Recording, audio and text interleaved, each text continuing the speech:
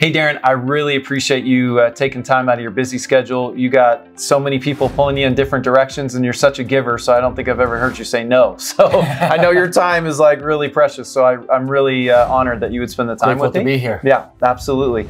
And so if you wouldn't mind, give the audience here a little bit background about yourself. Sure. You know, Canadian and kind of, I know you're in a lot of businesses and I should call you Sir Darren. So maybe you speak about that just a little bit. Absolutely, yeah. Yeah, so I got introduced to eXp Realty back in 2013. It was a family in Canada I've known for 3 decades, and I was involved with them through different mastermind groups and different business ventures over the years. My background very successfully for 25 years as a corporate trainer. I traveled globally, 50 countries on 4 continents, trained, developed over 1 million people, and worked with 157 of the Fortune 100 companies. So I worked a lot in the real estate, financial services, banking, legal industry over the 25 years. And so I had a really in-depth, deep look at a lot of business models and companies' comp plans and how infrastructures in terms of systems and strategies and processes worked. And so I meet with a lot of people all the time. And so, you know, they always want to run by their business model by me in terms of discovery due diligence. So I had a phone call one day, and a guy called me up and he said, "Hey, we're looking at this company, invest in this company. It's new to Canada. It's founded by a Canadian. Would you fly back at your own financial expense and come meet with us?"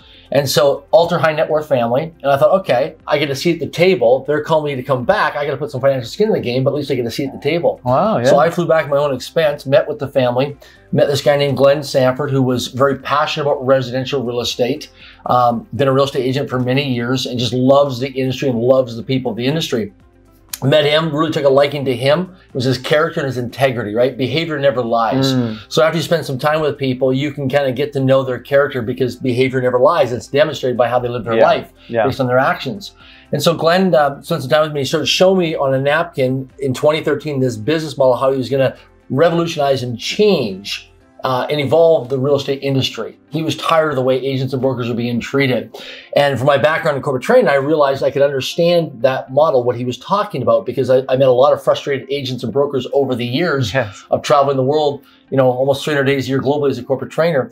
And so when Glenn showed me this, I didn't understand how he wanted to be virtual, get rid of the bricks and mortar offices, you know, big financial expense to a lot of people, and big stress points to a lot of people. Because that was, sorry to interrupt, but that was 13 years ago now. Absolutely. So I mean, the virtual was kind of crazy, a little crazy, right? Crazy, like, yeah. But when he said, you know, look at Blockbuster Video and Netflix, I understood those 2 business models very well. I understood what Netflix did to Blockbuster and how they resisted change. Yes. And if you look at the aging population in North America right now, baby boomers and the young generation coming up, we have men and women who want to be location dependent. They want to be virtual. They want to do everything from a mobile phone device on their own terms. Absolutely. People want to live life on their own terms. They don't want to be told what to do.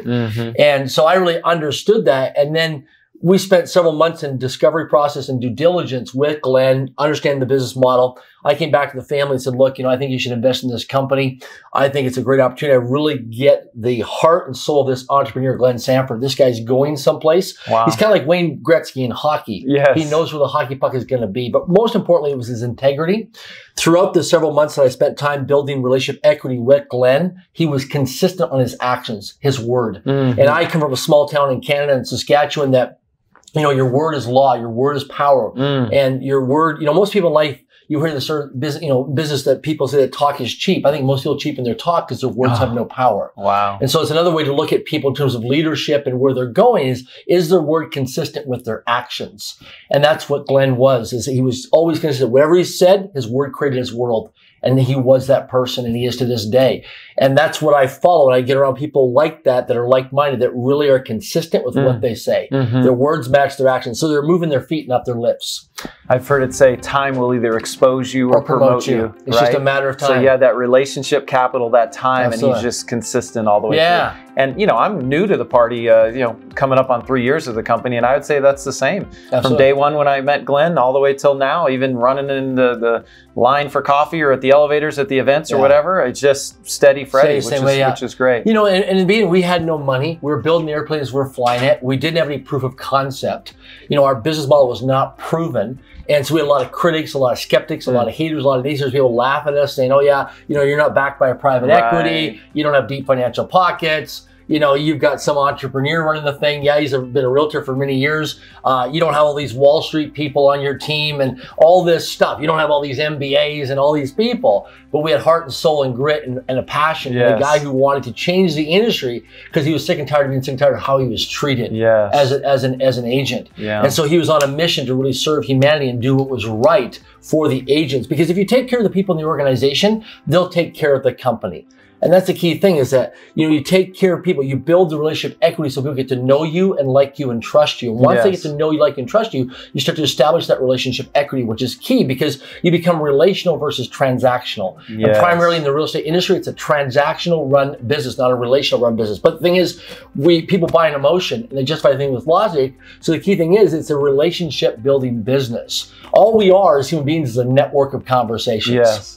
Yeah. It's all about having conversations, right? Like and that. if you want to increase your lifestyle, have more conversations with more people and find out how you can solve their problems, because that's what they're solving for. Is people are always looking to buy, sell, or invest in real estate. Mm-hmm. So wherever you go, who do you know is looking to buy, sell, or invest in real estate? Next time you get your hair done, who do you know is looking to buy, sell, or invest in real estate? And just have that conversation multiple times a day, and you'll be amazed at how your levels of increased productivity and activity will increase. I love it. Okay, so you mentioned hockey. Sure. Obviously, you're Canadian. Canadian, yes. And I'm American. Now, Glenn lives in America, but he's Canadian, as well. So, born in Peace River, Alberta. Grew up Canadian, married a U.S. citizen, dual citizen right now. But Glenn lives right on the U.S.-Canadian border. Right. In fact, if you're in Glenn's living room in Washington State, he overlooks the Pacific Ocean and looks into White Rock, British Columbia, Canada. Oh, that's amazing. So he's right there on the border.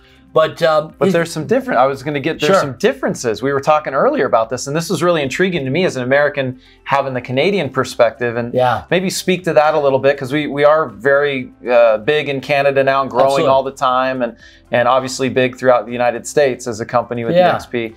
But there were some differences that I thought were pretty unique and kind of neat. So in Canada, or a lot of the Commonwealth countries, right? Commonwealth countries, Canadians like to buy the steak, and we always say Americans buy the sizzle, right? Yeah. So when it comes to meat or steak, we like to buy the steak. We just want you to get to the point, give us the practical information, give us the numbers. We don't want to buy the sizzle or the fluff or the rah-rah or the hype. We don't want that. Yeah. And what we find when we come to America a lot of times, everything's so big here. You have big burgers, and you got big food, and you got big milkshakes. Everything's supersized. Everything's big here, right?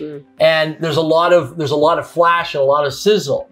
And you'll find when you meet Canadians, we're not into that. That's just all the sizzle. That's just all the window dressing. We want the steak. Mm-hmm. And so when you're talking to the Canadians, it's all about building rapport with them, relationship, and the integrity, right? And just getting through, not the sizzle, but give the steak. We don't want the fluff. We can check that out as part of discovery to do it, but just give us a steak of the meats and potatoes of what things are. I love it. It's so important. And so, that's why I love eXp with our live events that we do. Yeah. We're not into the motivation or the rah-rah. You can go to YouTube for that and go to, watch that. We're into practical training development. We want people to have, in terms of our metrics, return on investment. You've invested your hard-earned financial dollars. You spent time away from your family to come to a live event. We want to make sure you see return on investment, because you're taking time away from your family. Yeah. So there's return on investment, return on life. ROL. Most people don't metric a return on life. Yeah. What's the return on life? By you coming to an event or being part of this ecosystem, their environment, what's the return on your life in terms of the ripple of impact with your family, your relationship, your children, your community, your church, your neighborhood? What's the return on life? In other words, what's the return on energy? ROE.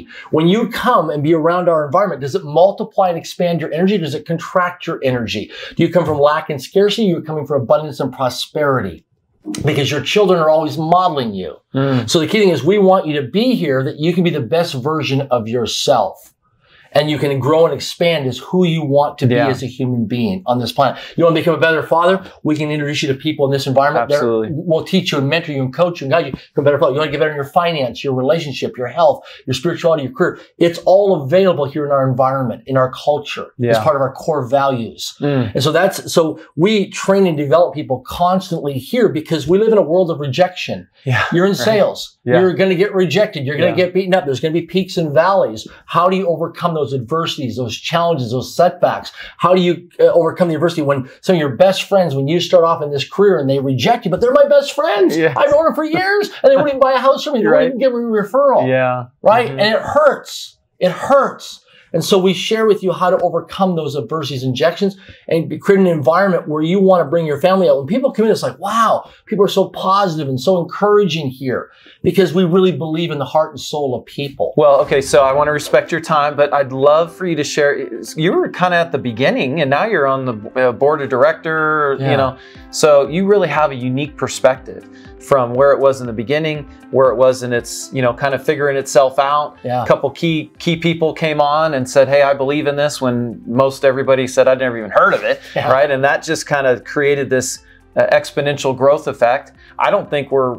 fully even at the critical mass point. You know, our goal is 1 million agents worldwide, number one company, 100 countries and so forth. We're not even at 10% of that goal yet. And if you look at like the iPhone and some of these things, when you hit that 10% mark, it just absolutely explodes. So I think we're really coming in and positioned amazingly with the transition and decline in the market right now, kind of shift, and then coming into getting close to 100,000 agents and that critical mass, 10% of our goal. So maybe speak a little bit about the kind of briefly history, and then where we are now, and then you got some insider information to a degree. I hate to use that terminology. You're on the board of directors, but I mean, you have some vision. Right? You've been around people that are vision casters at eXp. Maybe tell agents that are not here with us yet, maybe a little scared to make the move, but cast a little vision. So I kind of have a crystal ball in regards to, I have a large network in over 100 countries around the world, and a lot of people. I was recently knighted by the royal family of Spain to become one of the Sir Darren Jacklin. So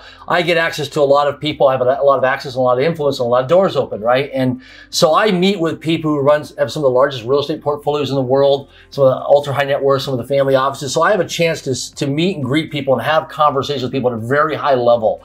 So my information doesn't come from the talking heads on the news channels that you see on television. You know, I deal with people who've got a balance sheet and a financial portfolio and can show you their net worth in terms of how much is in their portfolio of investments of real estate. The key thing is with us is right now is that in the early days, people would say to me, oh, yeah, you're a growing company. Well, I never see your real estate signs on anybody's yards in my neighborhood. That was a consistent thing. I never see your seal signs anywhere. The thing is that as we make these bold claims of where we're going with agent count and growth and size of countries and continents that we're on, it's part of a strategic roadmap, right? Most people don't plan to fail, they just fail to plan. And the key thing is when you get the right people on the airplane with you, because in the beginning, in the early days, we were building airplanes, we were flying it, right? Now we're flying the plane, but we've got a strategic flight plan that we're doing this. And the thing is now is that the world will in the beginning, things go through 3 stages. Step number 1 is, first of all, your idea or concept is ridiculed. People will laugh at you. They'll make fun of you. They'll criticize you. So step number 1 is it's ridiculed. Step number 2 is it's opposed, which means that people are looking at it and they'll think, well, you know, I keep hearing this eXp. I've had half a dozen phone calls in the last 6 months on it. I keep, you know, my inbox, my email keep popping up. I keep meeting more and more people that are joining your organization. You guys are obviously growing. You're getting more visibility, more exposure. So that's step number 2 is opposed. Step number 3 is served as self-evident. During the COVID-19 lockdown, if you look at a lot of the real estate companies throughout North America and internationally, just look at what happened. They couldn't go to their bricks and mortar. They start to evaluate the financial overhead of what it was costing to have these storefront bricks and mortar offices. So the key thing is going forward is you got to look at the age of population and look at how people want to live their lives, both personally and professionally, and what do people value most in their life? Which is time. I was going to say time is the greatest thing, right? So the key thing is that people want to be location dependent and they want to be virtual or remote. They want to be able to travel the world, do what they love and love what they do on their terms. They want to be able to go to kids' sporting events. They want to be able to travel. They want to be able to go to bed when they're tired, wake up when they're done sleeping. So if you look at a lot of the business models or franchise models, you look at the policies and procedures and rules and regulations and the compliance of all that, and you look at all things you can do, the way our model is built is designed for people that want to live life on their terms, right? And the thing is that where we're going and the people that are watching us right now, see, I have an inside look at all the people that are in the discovery and the due diligence process. That's true. I speak to people in countries that we're not even in those countries yet. As I travel the world, I speak to people all over the planet who in the next couple of years will be in some of these countries. And see, these are some of the top influencers, top producers in these countries. They're starting to watch because we live on a small planet. Even though we've got 7, 8 billion people on the planet, we're just a network of conversations. It's a really small people. You know, it's like a pyramid. You know, it's all who's who hang out at different levels, right? So the key thing is when you're dealing with different influential people, they have large networks of people, right? So the key thing is they're talking to people internationally and globally all the time. And so we're creating this ripple of impact. And so when people can laugh and criticize it, that's great, but you don't have the right information. Right? And so you get around someone like myself, other people, we have the right information because we're in the know, because we're in the trenches every day, having these conversations with people, whether it's, you know, virtually or in person. I'm meeting with these people that are saying, hey, when are you coming to this country? When are you going to be on this continent? When are you going to be in this time zone? And so they're looking. And so, you know, time will either promote you or time will expose you. It's just a matter of time. And where we're at, where we're going, we're going to get promoted because of our core values. And our model is not right for everyone. And I always say to people, if you lack integrity, if you want to circumvent things, you want to embellish things, you want to exaggerate things, our model is probably not the right thing for you. If you're somebody who has a heart and soul and wants to do what's right and have core values and integrity, our model's that. Because our model will attract the right people and weed out the wrong people. I love it. I love it. Thank you so much for your time. Grateful to be here. Such amazing. I could spend hours interviewing and just diving deep and learning. It's just incredible. So really appreciate you. Yeah, Thank you again so much. Yeah, I'm grateful to be here. Yeah, absolutely.